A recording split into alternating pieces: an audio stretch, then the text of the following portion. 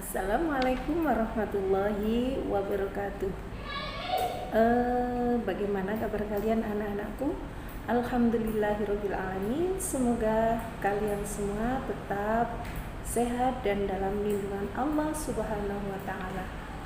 Anak-anakku, tentunya seperti biasa kalian sebelum membuka video Ustazah tentu sudah siap dengan buku, pensil, dan sudah duduk manis menunggu materi dari Ustazah.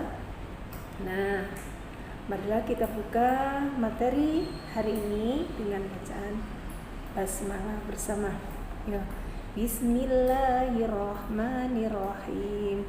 Nah, mudah-mudahan dengan bacaan basmalah tadi Allah Subhanahu wa Ta'ala memberikan kemudahan kepada kalian semua untuk menerima apa yang Ustazah sampaikan hari ini.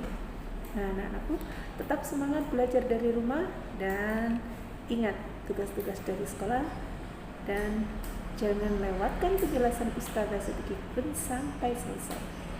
Ya, oke. Hari ini kita akan belajar tentang cahaya dan sifatnya. Bagaimana cahaya dan sifatnya? Ikutilah penjelasan Ustazah berikut ini. Oke, selanjutnya materi kita adalah materi IPA. Kali ini materi IPA kita mempelajari tentang cahaya dan sifatnya. Cahaya bisa kita dapat atau kita peroleh dari matahari, dari bulan, dari lampu, dan masih banyak lagi yang lainnya. Nah, seperti apa cahaya dan sifatnya? Coba kalian ikuti penjelasan Ustazah. Ingat, jangan lewatkan dan jangan tinggalkan penjelasan Ustazah. Ikuti sampai selesai. Yang pertama adalah pengertian cahaya. Apa ya cahaya itu? Cahaya adalah energi yang dipancarkan oleh benda atau sumber cahaya. Sumber cahaya seperti, apa itu ya? Matahari. Contoh selanjutnya adalah bulan. Seperti apa gambar bulan? Nah, bulannya tersenyum. Selanjutnya, lampu. Gambarnya, lampunya bersinar sehingga ada menunjukkan keceriaan bersinarnya. Nah, itulah pengertian cahaya dan contoh sumber cahayanya. Selanjutnya, sifat-sifat cahaya yang perlu kalian ketahui. Pertama, cahaya merambat lurus. Contohnya, perhatikan. Ustazah punya gambar apa itu ya? Ada gambar senter yang menyala. Nah, ketika kita memegang senter kemudian menyalakan ke arah depan, maka yang terjadi cahaya merambat lurus sesuai arah yang kita inginkan. Makanya, sifat cahaya yang pertama, cahaya merambat lurus.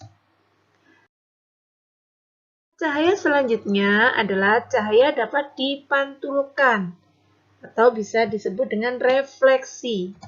Contohnya, coba kalian perhatikan.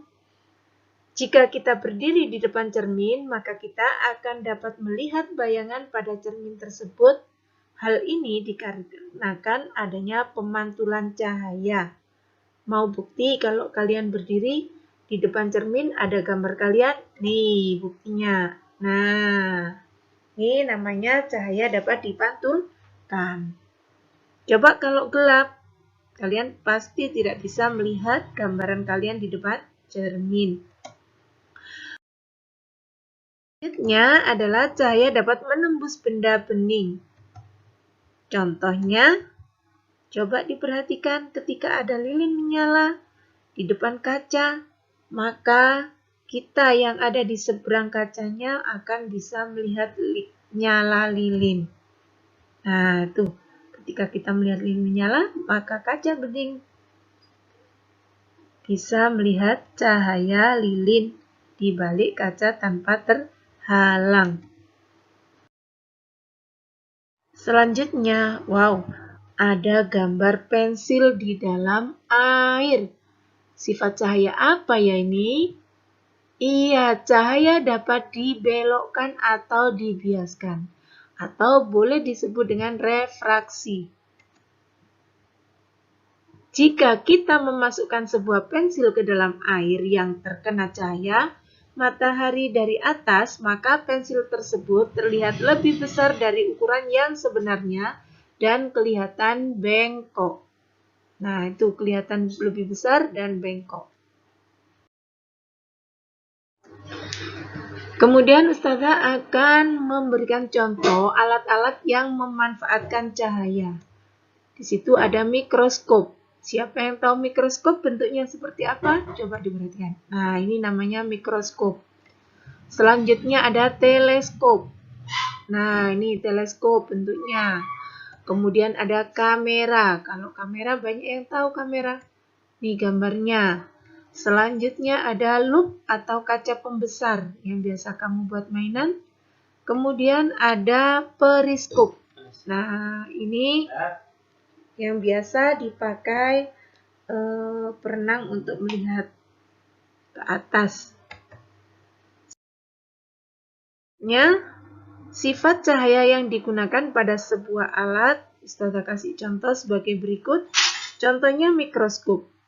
Mikroskop dapat membesarkan bayangan benda sampai ratusan hingga ribuan kali.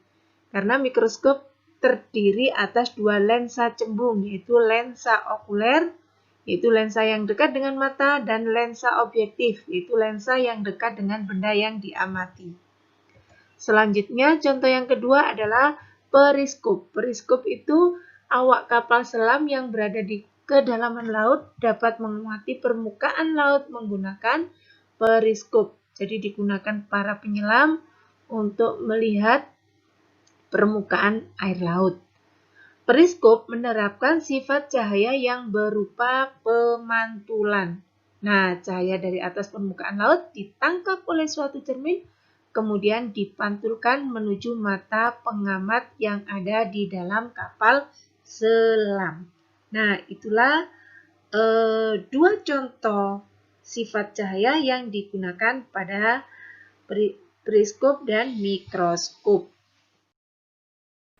Nah, demikianlah penjelasan Ustazah tentang cahaya dan sifatnya.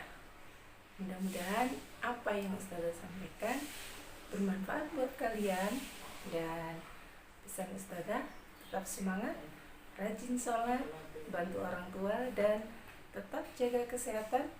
Ustazah ucapkan terima kasih. Assalamualaikum warahmatullahi wabarakatuh.